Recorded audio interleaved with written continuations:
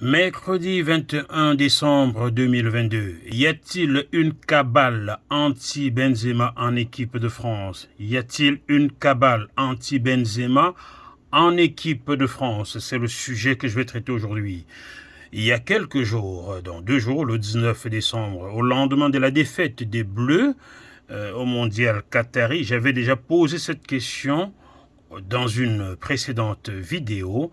Aujourd'hui, je vais développer en m'appuyant sur un article de Foot Mercato publié ce même jour. Alors, je vais vous dire ce que Foot Mercato dit. Alors, je pose ma caméra car je vais devoir lire. Les écrits ne sont pas de moi, donc il faut rendre à César ce qui est à César. Alors, Foot Mercato écrit ceci. On ne reverra plus Karim Benzema en bleu. Sauf retournement de situation improbable, l'attaquant du Real de Madrid ne revêtira plus la tunique tricolore après avoir annoncé sa retraite internationale lundi dernier. Une fin d'aventure marquée par ce départ précipité du Qatar qui aurait provoqué de nombreuses tensions entre le natif de Bron, c'est une ville à côté de Lyon, et le staff de la sélection. Le premier estime notamment avoir été mis à la porte trop vite. Donc Benzema estime avoir été mis à la porte trop vite. Foot Mercato poursuit en disant ceci, un feuilleton qui a fait parler tout au long du mondial et qui continue de faire couler l'encre. En France, forcément, mais aussi à l'international, surtout à l'international. Écoutez très bien ce que les journaux internationaux disent. En Espagne déjà, Didier Deschamps s'est fait tacler à tout va depuis quelques jours. Et ça continue ce mercredi 21 décembre 2022. Le journal OL Confidentiel est par exemple assez incisif vis-à-vis de Didier Deschamps. Ce journal El Confidentiel espagnol écrit ceci. Au Qatar, Didier Deschamps s'est débarrassé de lui à la première opportunité. Donc, ce qui signifie que Didier Deschamps aurait rappelé Karim Benzema en équipe de France, peut-être sous certaines pressions, mais n'attendait que la première opportunité pour le balancer à la porte. Je poursuis ce qu'écrit El Confidentiel. S'il y a quelque chose qui est clair, c'est que Benzema n'est pas quelqu'un de problématique, ni un menteur. Vous comprenez? Ça veut dire que Benzema aurait confié des choses à certaines personnes en Espagne. Et ces personnes trouvent cela crédible, d'où ce qu'El Confidentiel, qui est un journal sérieux, écrit, Benzema n'est pas quelqu'un de problématique ni un menteur. Je poursuis. Son histoire avec la France est obscure et il s'est senti comme un pestiféré. Ça rejoint, vous comprenez? Il s'est sans doute confié à des gens. Méprisé par la Fédération française, le sélectionneur, les sondages dans les médias qui ne le pardonnent pas, et même les politiciens. Est-ce que vous comprenez? Ça veut dire que l'affaire de la sextape, dans laquelle des gens comme Manuel Valls s'étaient lancés à tout va sans réfléchir, est encore là dans les têtes des médias et des hommes politiques qui n'ont pas pardonné à Karim Benzema sa résurrection. Et surtout, son ballon d'or. Est-ce que vous suivez mon regard? Je poursuis. De nombreux médias s'en prennent aussi à Hugo Lloris, le capitaine et gardien des Bleus, et Antoine Griezmann, qui n'aurait pas voulu du merengue. Vous comprenez? Donc, ce journal-là écrit que Hugo Lloris, très proche d'Antoine Griezmann, ne voulait pas de Karim Benzema en bleu. Est-ce que vous comprenez? Je suis certain que ce que El Confidentiel écrit est vrai. Pourquoi?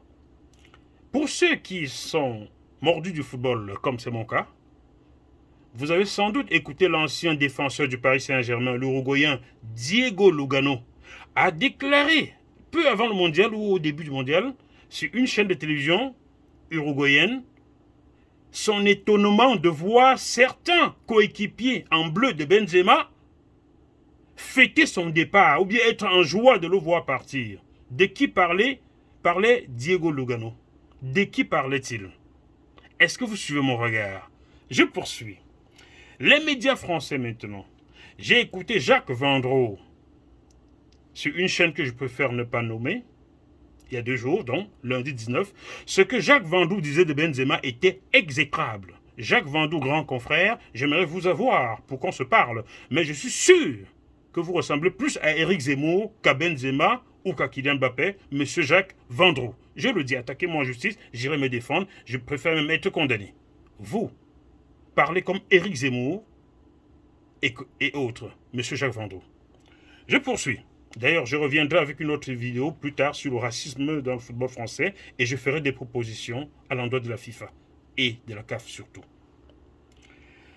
Didier Deschamps, encore taclé. Ça, c'est un autre journal. Mais il n'y a pas qu'outre-Pyrénées où on se range du côté de l'attaquant Benzema. Entre guillemets, c'est ce qu'un autre média écrit, Didier Deschamps a attendu Varane, mais pas Benzema.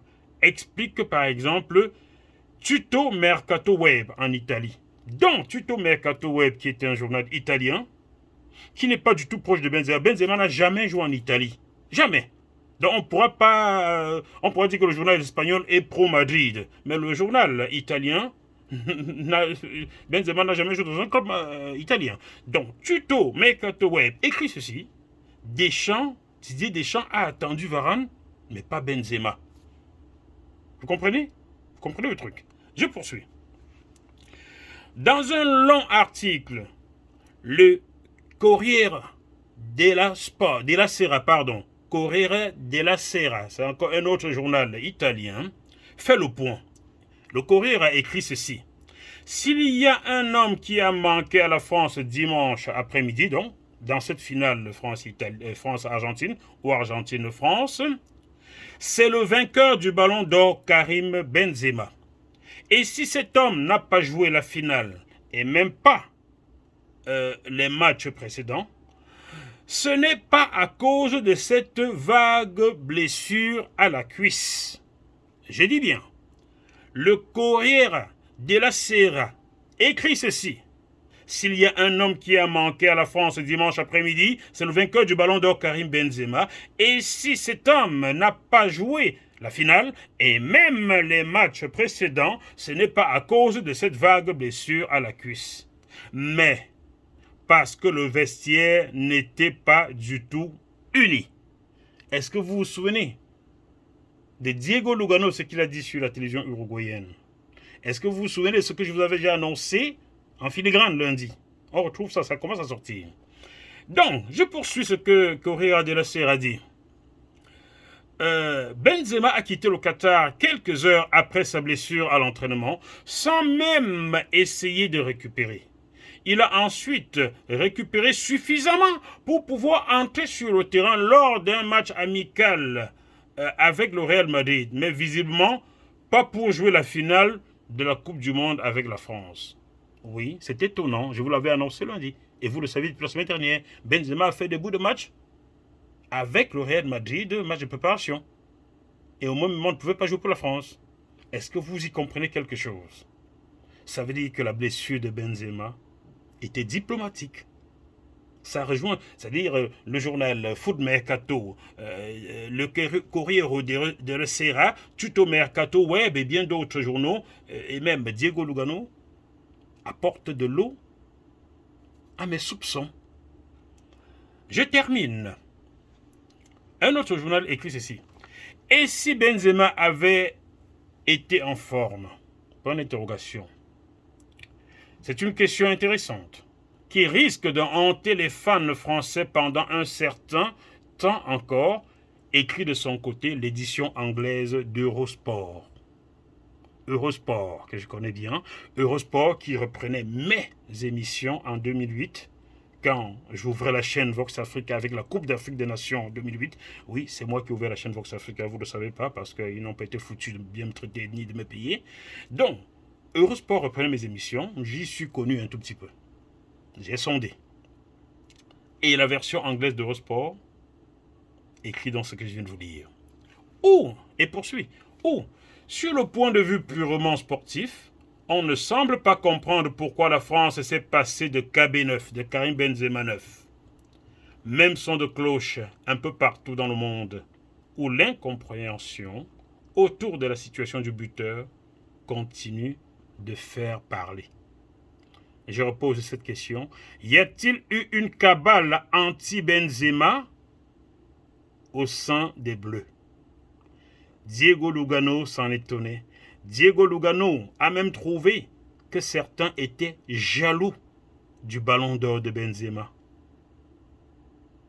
Il y a quelqu'un, l'un des deux non cités, Hugo Lloris, Antoine Griezmann, il y a l'un qui avait déclaré être déjà capable de s'asseoir à la même table que Cristiano Ronaldo et Lionel Messi, mais il n'a jamais pu. Vous suivez mon regard toujours?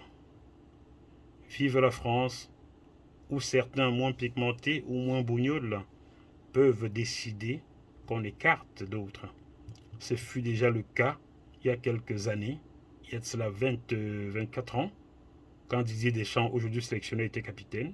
Il aurait décidé qu'on écarte certains autres joueurs. Demandez à Ibouba et bien d'autres.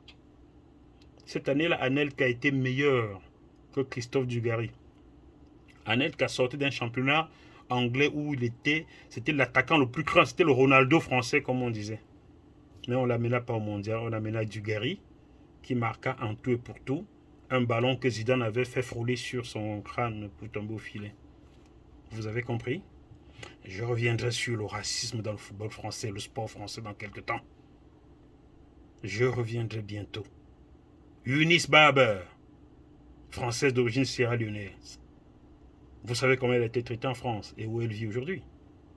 Il y a plein d'autres. Claude Simonet, qui déclara ceci: il y a déjà trop de noirs en équipe de France, on ne doit pas en plus leur donner un sélectionneur noir. Et personne ne s'en était inquiété en France, personne ne l'avait attaqué. Je reviendrai là-dessus. À bientôt. Bye bye.